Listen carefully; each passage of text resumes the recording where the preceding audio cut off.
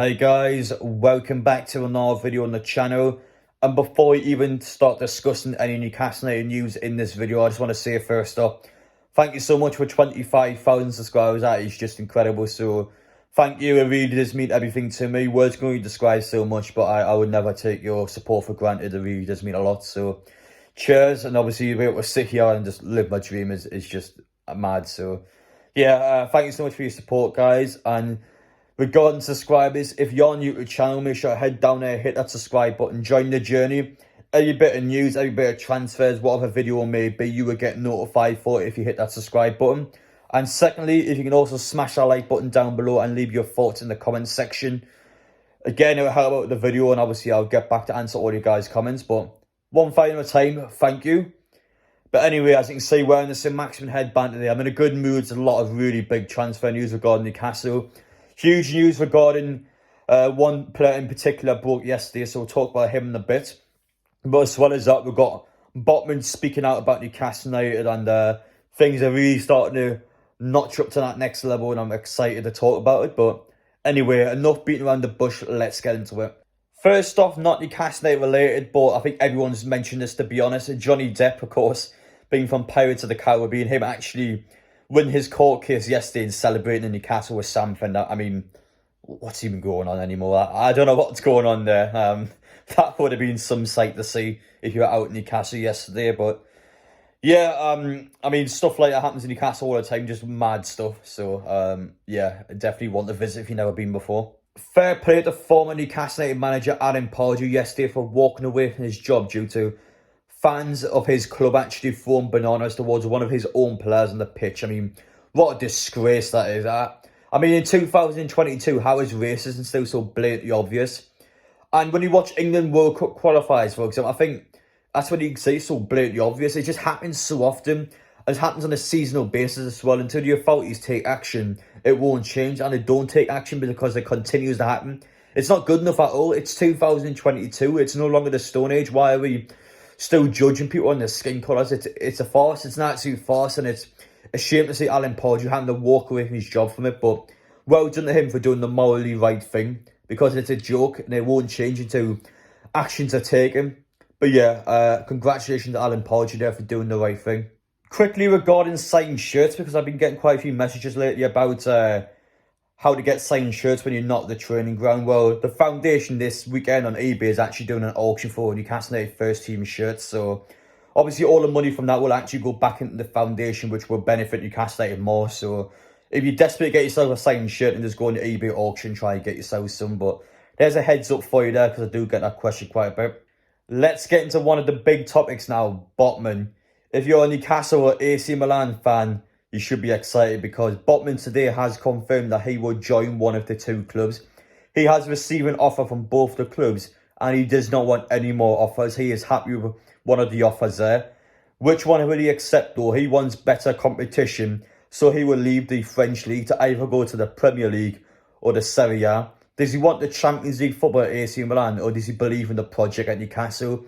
Now, this is where Newcastle's long-term planning will come into play here. And we'll talk about this a bit more in a bit regarding the other player. But Newcastle's long-term planning, we did with Eddie Howe, we did with Kieran Trippier, and it could pay off again today. This could be the edge that would get Botman to Newcastle.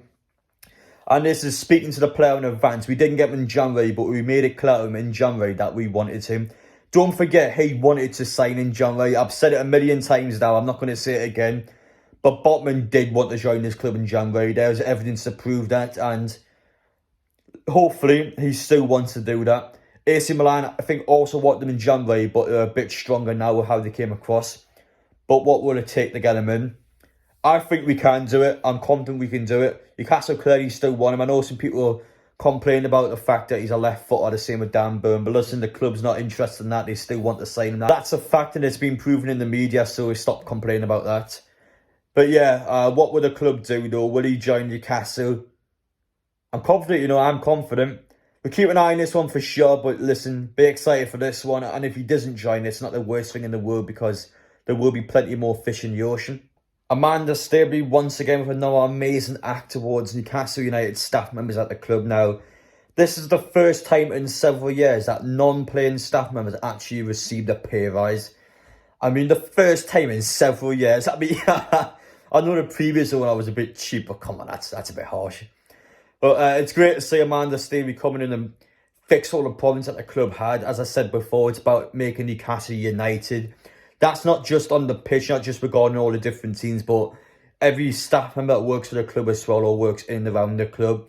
It's important that everyone's happy, everyone's getting treated fairly, and going forward now, I said that quite a lot yesterday, I've seen that comment.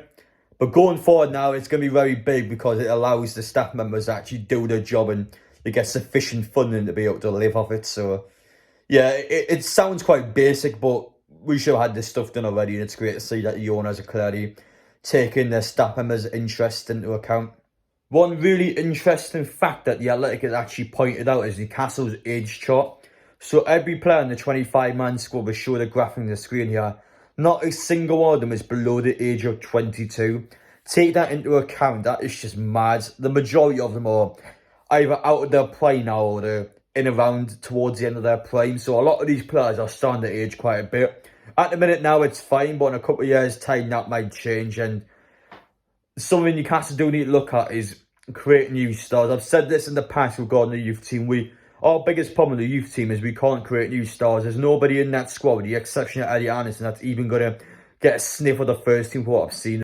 There are some decent players in that squad from what I've seen personally, though. There's just no standout stars. There's no one that's really going to go to the next level at the current time. But anyway, this is going to take us on to the second player now. He is age 19. He is proclaimed to be the next Kylian Mbappe. And he was wanted from Dortmund, PSG, and rumoured to be Manchester United as well. But Dortmund and PSG are two confirmed teams that did actually want him. So anyway, let's get into him now. Let's talk about the star boy now. Hugo Ekitike. I don't think I pronounced that right, but anyway, I'll give it a shot there. But originally Newcastle actually wanted to sign him in January, but he said no because he didn't want to move to Newcastle on the final day of the window where his future was still a bit uncertain, which, to be fair, on deadline day, you know, it came out of nowhere for the kids. He's French, he doesn't know the UK well, probably, and I can understand that one. I mean, this kid is younger than me. I can imagine myself moving to France out of nowhere. It would be quite a drastic change for him, so I do get that. I don't understand it now, but he's had a lot of time to think about it. And as reported by Fabrizio Romano, he's agreed a 5-year deal to join Newcastle United. There has been several reports put out about this in the media. Fabrizio Romano is the only one that said that he's agreed a 5-year deal. The likes of Sky Sports came out and said that talks are ongoing, but it looks very good for Newcastle.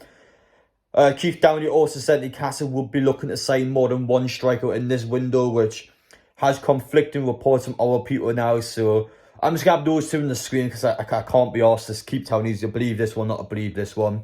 Just know that everyone's talked about this, so there's definite concrete proof to Newcastle at least wanting him, if not putting the offer in for him. I think this one will go ahead. I was confident a couple of weeks ago, and now, obviously, with actual reports coming out and saying he's agreed a 5-year deal, with little tweaks and bolts to be put in now to confirm the rest of the deal. I'm confident this one will be a done deal. I'm not going to say done deal just yet because it's not. But within the next day or two, expect that done deal video to come out, and that's when things will get excited. But Newcastle's long-term plan, I said this before with Botman, I say it again now. We wanted him in January, we're going back in for him now, nice and early, just like Aston Villa did. We're making our intent clear, and it's getting us these top-level players. This man was wanted by Manchester United, as he said, they're claiming that his dream was to play with Ronaldo. Well, listen, his dream's to play with Joe Linton now. Trust me, Joe Linton is a more desirable player to play alongside. As well as that, it was confirmed that he actually did want to be signed by PSG and Dortmund. So this is a player that is a very high in demand. I've never watched him play before, so I'm not going to pretend that I watch Hugo on a weekly basis because I don't. But people are saying that obviously he hasn't got the Premier League experience, so he might flop. I mean, come on, if these top-level clubs want to sign, there has to be something to this player. There has to be some talent to him. I believe he can do the job, and I think he will do the job. That's all I'm going to say about it for now. But anyway, guys, it's just my opinion. Let me know your thoughts down below. Do you think it'll be a good sign for Newcastle? In terms of how much it'll cost, I think it's going to be paid on a yearly basis. I think it's upwards of 46 million euros, but I don't think it'll be a straightforward purchase. I think Newcastle will have it over installments, so it might be a 3 to 4 year instalment. We play, what was it, 11, 12 million pounds a year or something, so it keeps our budget a bit more stricter. I think that's how we'll put it anyway. But again, journalists have said Newcastle are only going to spend between 50 to 60 million this transfer window. As I've said in the past, I disagree with that. I think Newcastle will spend more money, and I think we are misleading the media so our clubs don't mug us off and just charge stupid money for players. So I think Newcastle are playing it smart. But anyway, though, enough about me. Let me know your thoughts down below, guys. And yes, I will see you on the next one.